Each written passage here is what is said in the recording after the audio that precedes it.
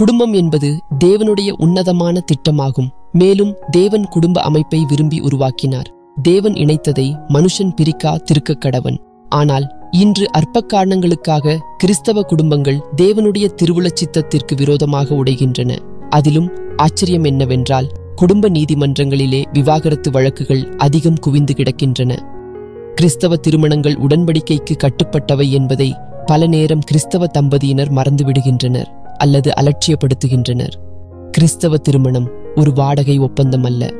வாடகை ஒப்பந்தங்கள் புதுப்பிக்கப்படவில்லை என்றால் அது முறித்து போடப்படும். கிறிஸ்தவ திருமணங்கள் முறிக்கப்பட முடியாத உடன்படிக்கைக்குட்பட்டது. அவர்கள் ஒரே மாம்சமாயிருப்பார்கள். எனவே எக்காரணம் கொண்டும் கணவன் மனைவி உறவுக்கிடையில் எந்த ஒரு நபரையும் அனுமதியாதேயுங்கள். கணவன் மனைவி உறவை பொருட்கள், பணம், சொத்து போன்ற இவைகளால் பிரிக்க இடம் கொடாதிருங்கள். உங்கள் தொழில் அல்லது வேலையினால் நீங்கள் பிரிந்திருக்க வேண்டிய சந்தர்ப்பம் ஏற்படும் போது கூடுமானவரை அதிக நாட்கள் அவ்வாறு பிரிந்திருக்காதவாறு அடிக்கடி கூடி வாழுங்கள். தகாத ஆசை, இச்சைகளுக்கு இடங்கொடுத்து தேவன் இணைத்த உறவை பிரிக்க வகை தேடாதிருங்கள். வேத வல்லுநர்கள் இப்படி சொல்வதை நான் கேட்டிருக்கிறேன். ஏவாள் ஆதாமோடு இல்லாத சமயம் பார்த்துத்தான் பிசாசு அவளை வஞ்சித்தான் என்று. கணவனும் மனைவியும் கூடி வாழ்வதற்கென்றும் ஒருவருக்கொருவர் தோழனாய் தோழியாய் இருந்து ஒருவரை ஒருவர் மேம்படுத்தி ஆற்றல் படுத்தி குடும்பத்தை குறித்த தேவனுடைய நோக்கத்தை நிறைவேற்ற படைக்கப்பட்டவர்கள். எனவே அவர்கள் ஒருவரை ஒருவர் சரீரத்தால் மனதால் பிரிந்து இருக்கும்போது நிச்சயமாக பிசாசுக்கு இடம் கிடைத்துவிடும். எனவே தொழில், வேலை சம்பந்தமாக சரீரத்தால் கணவன் மனைவி பிரிந்திருந்தாலும் மனதால் ஒருமித்து வாழ்ந்து பிசாசுக்கு இடங்கொடாதிருங்கள். கோபம் என்பது ஒவ்வொரு மனிதனுக்கும் ஆண்டவரால் கொடுக்கப்பட்ட ஒரு உணர்வு. கோபப்படாமலே இருப்பது மிகவும் கடினம். நம்முடைய பலவீனத்தை ஆண்டவர் அறிந்தபடியானாலேதான் கோபத்தை நெகிழ்ந்து உக்கிரத்தை விட்டுவிடு. கோபங்கொண்டாலும் பாவம் செய்யாதே, சூரியன் அஸ்தமிக்கும் முன் எரிச்சலை விட்டுவிடு என்று அவர் அறிவுறுத்துகிறார்.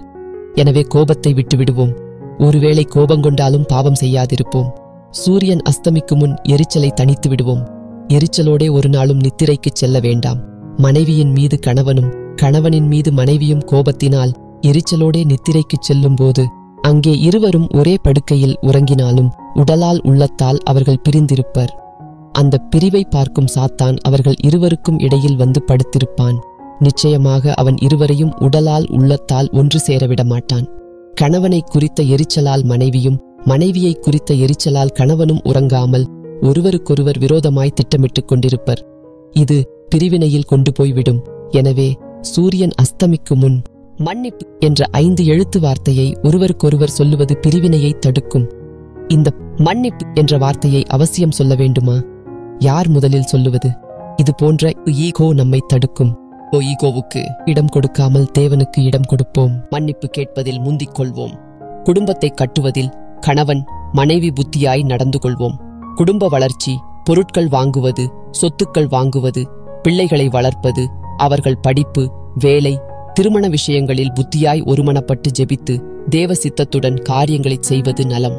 இன்றைய காலகட்டங்களில் கணவன் மனைவி இருவரும் வேலைக்கு செல்கிறோம். இருவரும் நல்ல உத்தியோகத்தில் இருக்கும் போது நல்ல வருவாய் கிடைக்கிறது. அந்த வருவாய் நம்முடைய குடும்பத்தை கட்ட பயன்பட வேண்டும். கணவன் மனைவி இருவரும் தங்கள் சம்பள பணத்தை ஒன்றாக வைத்து ஜெபித்து தேவனுக்கு கொடுப்பதை எடுத்து தனியே பிரித்து வைத்துவிட்டு அந்த மாதத்தின் தேவைகளை பட்டியலிட்டு எடுத்து செலவு செய்ய வேண்டும்.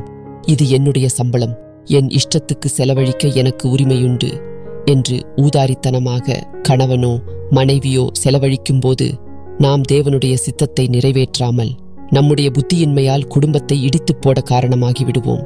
உங்கள் பொருளாசையினால் வீட்டை கலைக்காதேயுங்கள். இந்த உலகத்தில் நாம் வாழ்வதற்கு தேவையான அத்தியாவசியமான எல்லா தேவைகளையும் கர்த்தர் சந்திக்கிறார். ஆனால் தேவன் ஒரு நாளும் நமது பேராசையை நிறைவேற்றுகிறவரல்ல.